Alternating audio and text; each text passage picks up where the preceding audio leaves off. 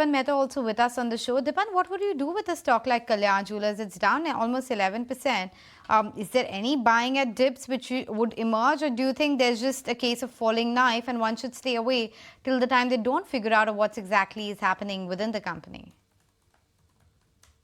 Well, I think, first of all, good afternoon. Thank you for having me on your show. I think Kalyan Jewellers, the pre-quarter release was interesting. I think amongst entire peer group, they reported the highest sales growth. And this particular wedding season has been good for the jewelry industry. Titan also came, and all the other companies also came with very good releases pre-quarter where they gave the sales numbers.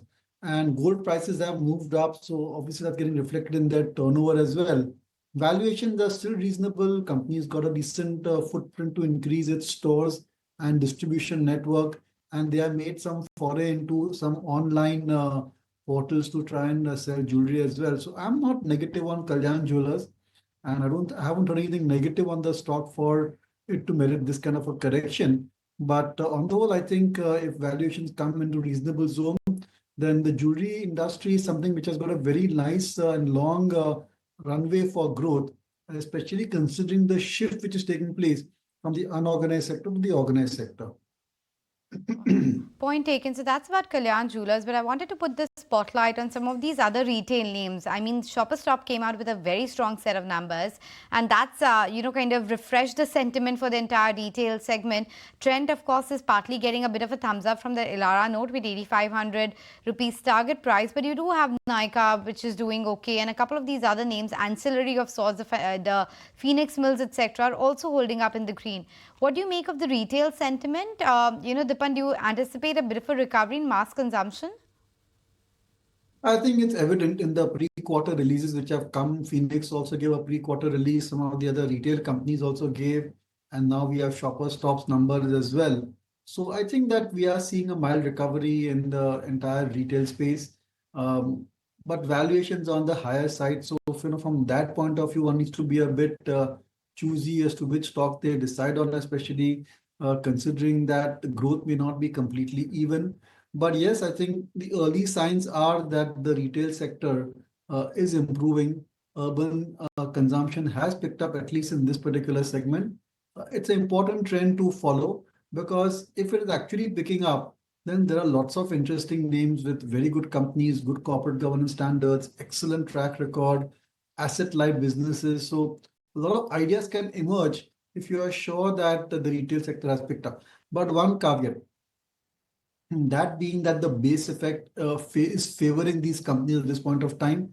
So one needs to keep that in mind and assess whether actually progress has been made or lost ground is being recovered. Quite interesting. Before I take it across to our, reporter and get in another news story on the power companies based in Uttar Pradesh, Dipan, just one question. The point that you were making about the organized plays now within the jewelry retail space, and what you said about the consumption plays like a Trent as well. Tell me, do you think Kalyan Jewellers has fallen enough to be, bought right now, or do you think right now could be like, catching a falling knife? And is there any other stock that you think is better within the jewelry retailer space? See, our view remains very cautious on the market, and I think that a further correction is possible. So from that point of view, I don't want to go ahead and buy anything, even if it is attractive. I know normally we don't like to time the market, but look, all the signals are there for the market to correct. The structure has been completely, I would say, damaged. We are seeing what is a classic bear market or a correction in a bull market that only time will tell. So from the market perspective, I'm not that optimistic and positive. So I want to conserve cash at this point of time. Also, we're entering into a very important earnings season and a very important event, Jan 20th, when President Trump takes over the US government. So I think that if there's more volatility, especially script-wise volatility, then you need to keep the powder dry to buy stocks, which would have corrected significantly and which are in superior businesses or very interesting business models. So that's the strategy at the right point of time, that we're just waiting and watching for the right opportune time to get into good quality businesses. Right. Devyani International, that's one stock which is holding out. And in case you're wondering why, it's got a Macquarie initiation. In fact, Snehi is here to tell us more about that note. Well, absolutely. So Devyani International is a stock that's holding up pretty well amid a sideways market, and that stock is as high as 10% at one point of the trading day, but seems to have given up some of those gains. But nonetheless, 8.89% higher is what the stock is right now.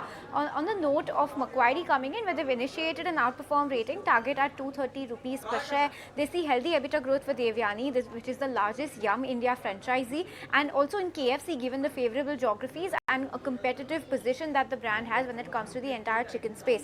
Pizza Hut may take some more time, it may take longer for a turnaround. However, what Macquarie is pointing out is that they see upside possibilities in some of the other brands that Devyani International owns, like Costa Coffee, Wango, as well as some other brands. They've initiated an outperform given the near average EV to EBITDA valuation and their outlook for high teen EBITDA CAGR in Thailand over the medium term.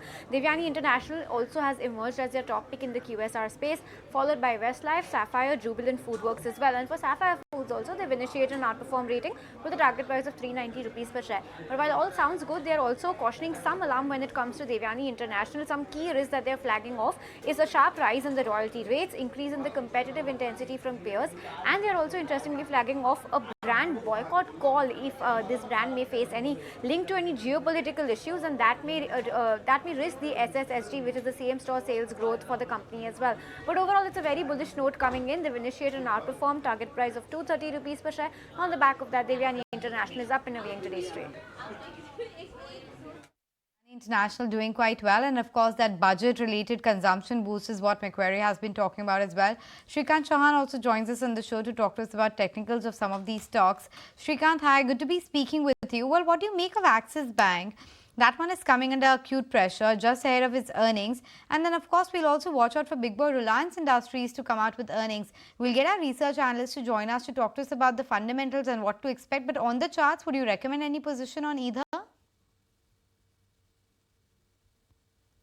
Good afternoon, everyone. See, like for Axis Bank, our view is that it is forming lower top, lower bottom series, and it is not holding at any important support levels. In fact, it has broken the level of 1040, 1050. Based on its technical formation, I'm expecting stock to fall towards the next levels of 980 or maybe 970, 75. So in the short term, we are expecting further more weakness. As it is forming lower top, lower bottom series. So I think at these levels, there is no point in taking any specific bullish call on the stock based on its technical pattern. But if we consider Reliance Industries, then it is relatively doing much better.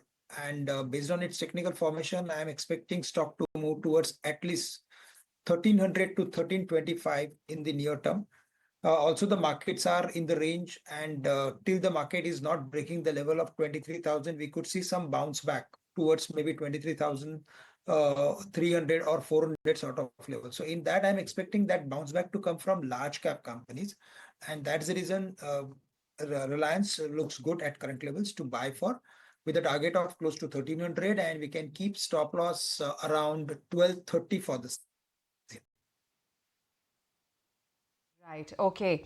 That's that on Reliance. But you know what? We'll have to take another break. Dipan, apologies. We'll let you go before that. Thanks as always for tuning in. But have to take a commercial break. Be right back. We'll continue tracking markets.